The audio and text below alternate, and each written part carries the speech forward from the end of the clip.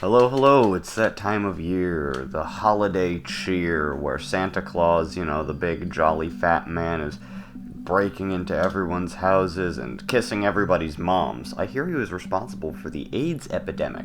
Single-handedly caused it. I know, pretty wild, right? Anyway, it's that time of year, as I just said, so I thought I'd talk about some horror that is relevant. So, this is Christmas horror. Yippee-doo-dah? Yippee-ki-yay, motherfucker. Directed by Bob Clark and released in 1974 is the Christmas horror classic Black Christmas, and the only one that I'll be talking about today that's actually just a properly well-received movie. Through and through, Black Christmas is just a well-crafted, tense, and shockingly unforgiving horror film, especially considering the time it came out. So we follow this girl who lives in a sorority house named Jess, and she's not having a great Christmas. There's weird calls constantly coming through to her sorority house. A man saying explicit and disgusting things and making wacky, silly, goofy, noises. Needless to say, this bothers the crew. And then people start going missing. Isn't that weird? Well, they're probably just out doing something. Weird how they never come back. Eventually, when suspicion rises, a lot of suspicion is put on the boyfriend of Jess. But oh no, he's probably innocent. Take it back. He's actually just a horribly sexist monster who thinks that he has control over women's bodies because he got Jess pregnant and Jess really wants an abortion, but he does not. Ooh, that's too intelligent for a slasher movie. Hang on, we can't be actually, discussing real issues here. But it actually does so quite successfully. Black Christmas handles this subject with tact, and it does it in just such a way that it actually makes a good point, without having to just outright demonize certain viewpoints. It shows, obviously, the boyfriend, Peter, as a misogynistic, controlling nutjob, but it's not necessarily, condemning any specific viewpoint on abortion beyond the idea that they can make the decision. Ultimately, it is a woman's body. That's the point that it's making. And I think it's done so well, and I think it's done so in such a way that it does not necessarily detract from the movie, even if you disagree, but it definitely adds to the movie if you do agree.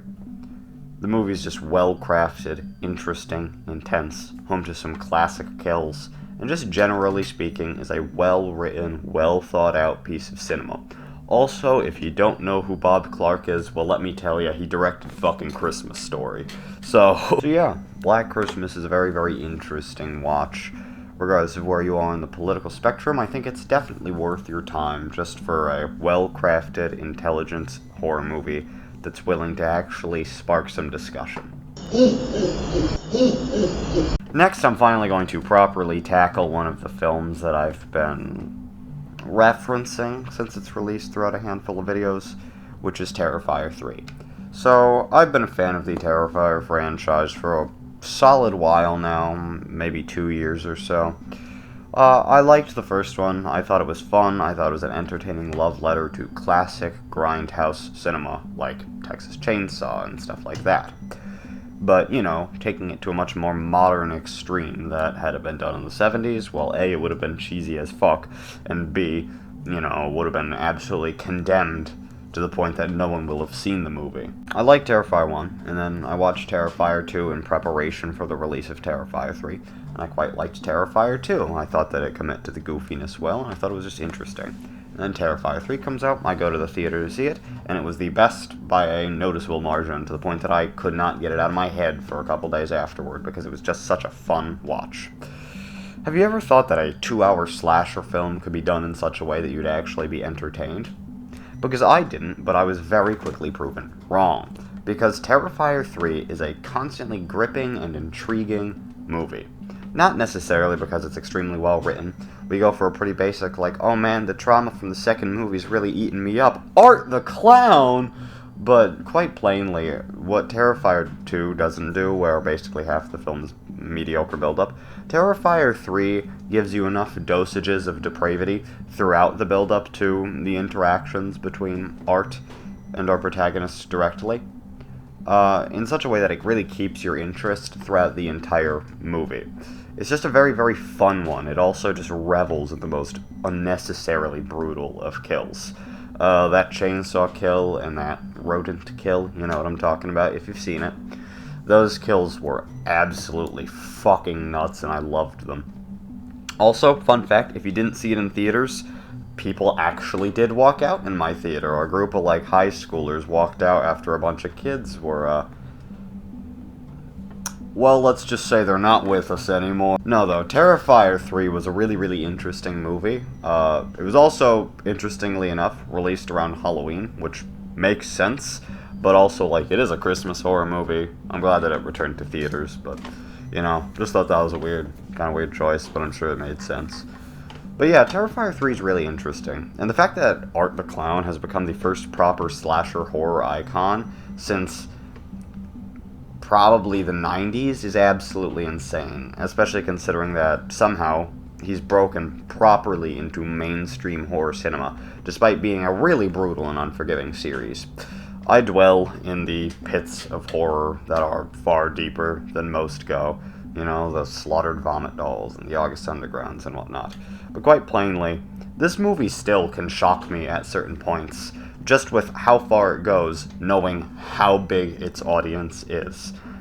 It's the most brutal mainstream horror film you'll ever have the privilege of seeing, and the fact that I can go and see these movies in theaters when they come out is an absolutely wild thought. But it's a lot of fun. Quite plainly, the Terrifier films aren't supposed to be masterpieces, but they're supposed to be fun. And you know what? I love them for that. They're a wonderful love letter to classic slasher films, and Terrifier 3, with the dosage of pure Christmas fucking insanity and adrenaline, is absolutely hilariously insane. Really, the only major complaint I have about Terrifier 3 is that there's, without spoiling too much, a relatively large character that has an off-screen death, and that will haunt me at night because you guys have killed everyone on screen, basically, and you give them an off-screen death? Really? That's what we're doing? But outside of that, Terrifier 3 is just ridiculously brutal, really fun, and definitely got me in the holiday spirit. Krampus has become a yearly watch for my family, just because of how ridiculously terrible it is. Krampus is one of those movies where there is pretty much nothing good about it. Its CGI is terrible, its story is ass, the ending makes no sense, the characters are all unlikable and fucking stupid, and it falls into pretty much every possible trope it could have when writing its actual story and its characters. But at the same time, it's so bad, it's just amazing to watch. It's a ridiculously engaging film, basically just being like, oh no, Krampus is here. And then, you know, people die. Oh no. But then the ending's like, no they didn't. But they're in a snow globe. And the reason I'm comfortable spoiling Krampus for you is that you should under no circumstances watch this movie. Yes, it's so bad it's good, but there are way better so bad it's good horror movies out there, even in a Christmas horror film genre. It's just so ridiculously terrible and stupid that while I personally have a lot of fun watching it every year, it also feels like it takes a couple years off my life every time I see it, because Krampus is just such a ridiculously ugly and tropey movie that it just makes me want to explode. It's a deeply frustrating film because it falls into every pitfall it could possibly fall into, and it's just so amusing because of it. I feel like I'm speaking too much backhanded praise, but it really is just ridiculous and stupid. I'd love to tell you all about the story and the characters and all that, but in reality I quite simply can't. His grandma got fucked up by Krampus many years ago, and now they're getting fucked up by Krampus. That's really all that the story, is. It's super linear and borderline non-existent. It's just really dumb and goofy, and this family is extremely dysfunctional and trying to actually keep everyone alive, considering that you guys have, many people in that house. It's a Christmas gathering of the family, so you have a big family. You guys think that you guys are stick together better. But nope, you guys all are fucking stupid. But it's fine. It's fine. It's fine. It's just, it's gonna haunt me at night is all. Not because it's scary, but because it's scary how bad the fucking writing is. That's Krampus. What a delightful little film. The only praise that I can truly give it that is not backhanded at all is, hey, it's PG-13, so if you want to watch it with a fucking 9-year-old or something, you can, because nothing in this movie is particularly brutal. Never mind, that did have a kind of flip side to it. Yeah, nothing in this movie's fucking brutal. It's a pussy-ass horror movie.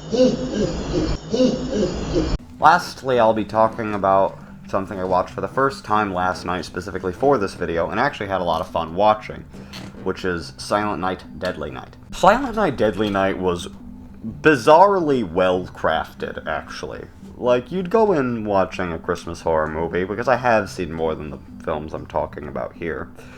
And, pretty much always they're absolutely reprehensibly terrible, right? Shockingly enough, Silent Night, Deadly Night is not.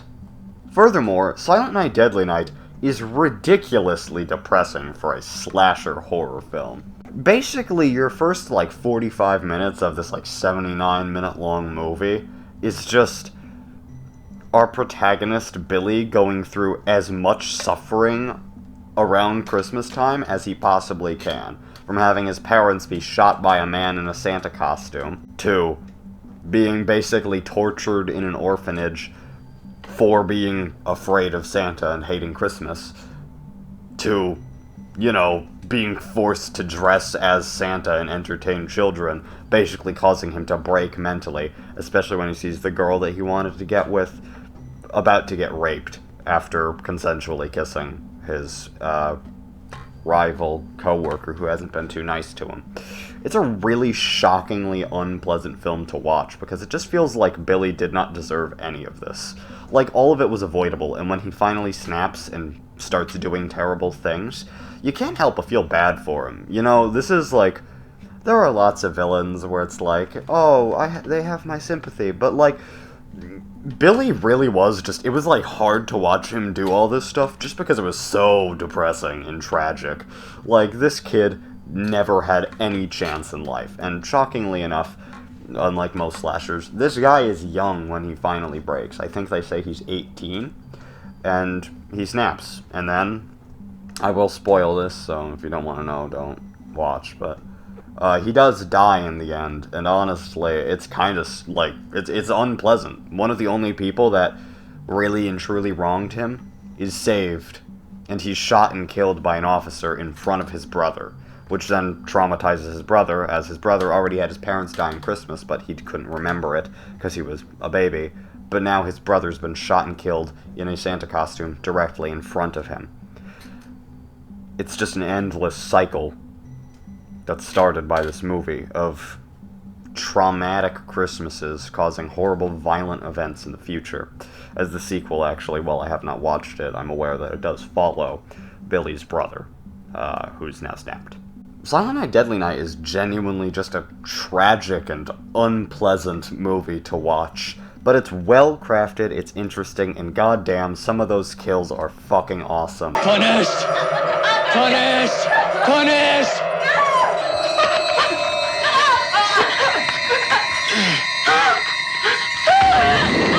Open AI when they see this dead body. No, he commits suicide. No, trust me. Yes, we were there. We watched it happen. But we didn't do anything.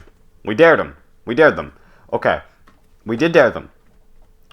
But she jumped up there. It's not like we did anything. We just dared them.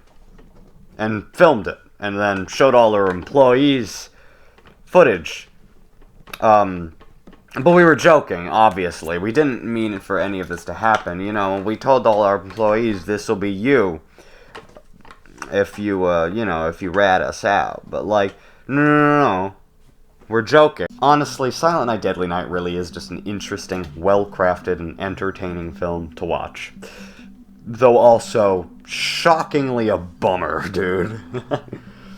But I do recommend it. It's very fun, it's interesting, and I think that it's just a good watch. Well, everybody, Merry Christmas, and while I'm here, I do want to quickly say this, because I didn't get to last week.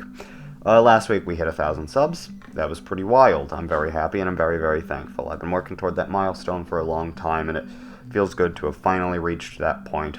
I was debating whether or not I should have made a video specifically dedicated to it, hence why I was not able to get a video up last week, because I had some plans, but the video I did record ended up being really bad, and then my backup I just wasn't sure if I wanted to do. So I apologize. I understand my schedule's been a little more rocky as of late, but as we approach the new year, I believe that it'll become consistent again, because most of the moving process my editor has gone through is complete, so, you know, I'm in a much more comfortable and quality setup again, so there's a lot less struggle now. So, I hope to see you in the future. I do have some big projects planned, which I will tease as I get more work done on them, but I will say that I definitely do have some larger video ideas and even a series idea for the near future that I'd like to start sometime early on in the new year. So, hopefully I'll see you in the future. Thank you for getting me to this milestone, and I do wish you all a happy holidays, and check out some of these movies, because honestly, especially Silent Night, Deadly Night, Terrifier 3, and Black Krampus. Christmas. Not Krampus, but those three are really, really just interesting movies. Anyway, I wish you all the best, and I'll see you soon.